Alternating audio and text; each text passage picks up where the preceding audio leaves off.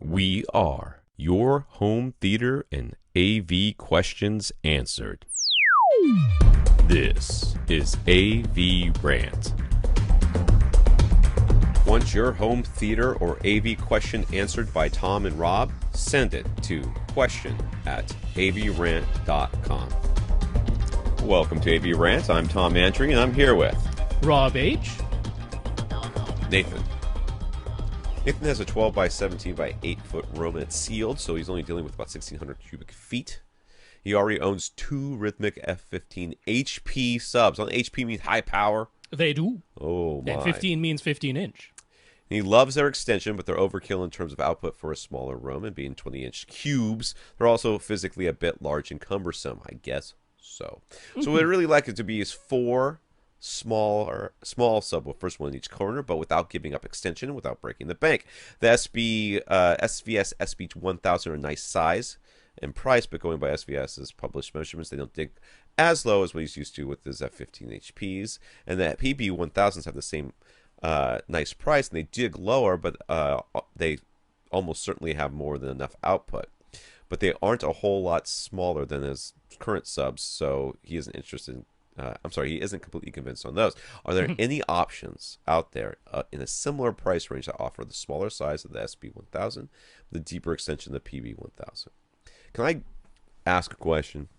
Why do we have to have four subs in this room? Oh, because he's going for it. No, he's going for it. He's he had the two subs midpoints of the two side walls. He's like, oh, that was really nice. If I'm gonna go smaller, I'm gonna go four subs. That's what he's got. But okay, I just want to reiterate: going four subs doesn't get you any more extension. No, it doesn't get you any more extension. Just so that we're all on the same page here, buying more subwoofers does not get you more extension. Get you slightly more output. Slightly, and it's not even nearly as much as you would think, but it gets nearly as much as you would think. It gives you slightly more output, and but the benefit is it gives you very even bass across more places within your home theater. Now, most home theaters will be just fine with two. So if the problem here is that you want to get the best extension, similar extension and similar performance, but in a smaller box, then you should be looking at two and spending more on them than getting four and not having as much budget. Like two SB2000s? I think that would be my recommendation. Rather than getting four. The question, though, is placement. That's the question. He's already got these things placed. If he can put these things in their room, you can put but he's like, he can't really. He's going to a smaller room, and he can't really place the two F15 HPs. That's the problem. On here. That's what I'm saying. But in his new room, all he's got to do is have similar placement.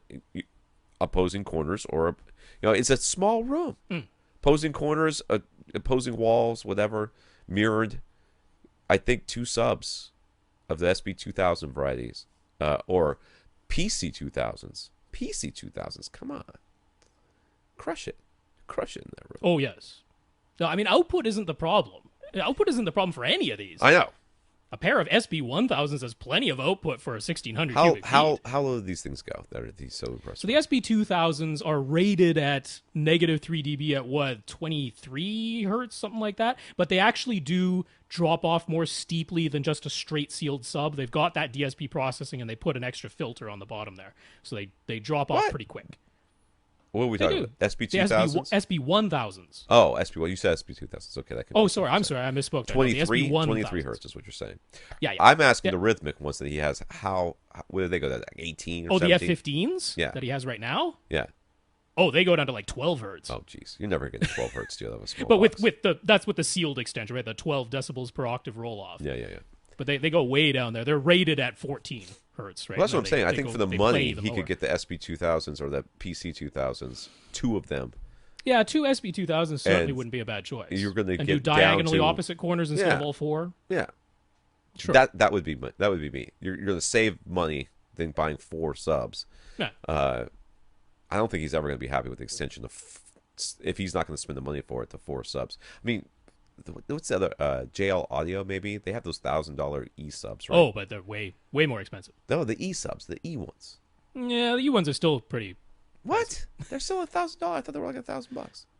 But anyway, I'll just mention, since you already know Rhythmic, you already like your F15 HPs. They do have an L12. That's sort of one of their smallest, least powerful and expensive sealed 12-inch ones. It's a little bit bigger than the SB1000. It's about an inch bigger in each direction, so it's about 14.5 by 14.5 by 15.5.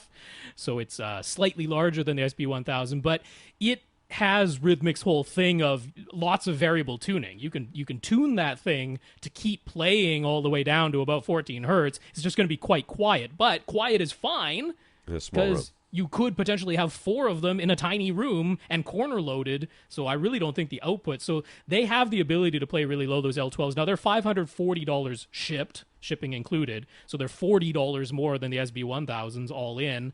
So that's not, obviously same price class, right? Right. So if you're just dead set on 4 very small subwoofers, 1 in each corner, the L12s from Rhythmic, who you already know and like, are an option. Yeah. I'd go with 2 subs, though, honestly. I would, but that's just me. All right. He uses his Marantz SR6010, which has obviously multi-QXT32 with sub-EQHT for his dual subs. It was a straightforward process. Just run the program and automatically level match the 2 subs and independently set their distances. But for 4 subwoofers, are there any special setup steps he'd need to take? Yeah. Which is another reason why you should just get the 2 subs. My advice is the best advice so far. Anyways, if you're gonna do 2 subs now, if you're gonna do 2 subs, if you're gonna do 4 subs, 4 subs, I mean, then you're gonna have 2 plugged into each outlet, and those 2, whichever 2 they are, if you can have them be similar distances from your seat, your main seat, that would be best. So chances are, from the main seat, the 2 front subs are going to be similarly distanced from you. The 2 back subs will be similarly distanced from you. So you're going to level match the subs, and you can do that using the program that's in there.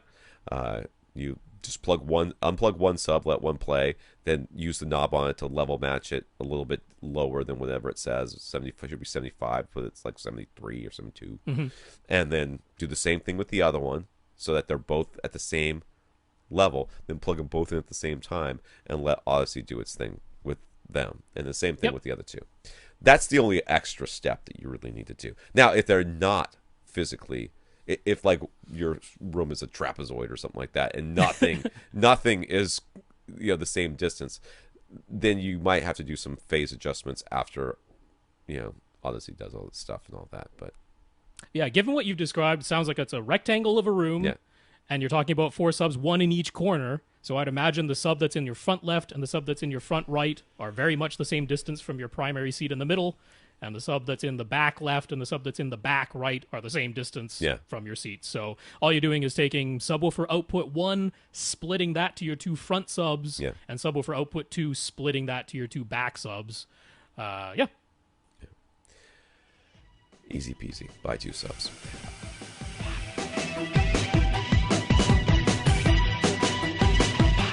Want your question answered? Send it to question@avrant.com.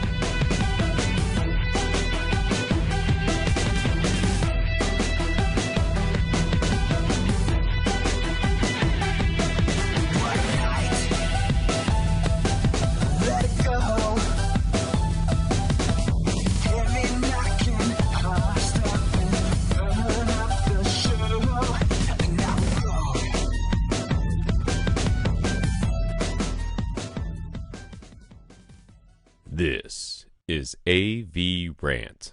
Now go out and listen to something.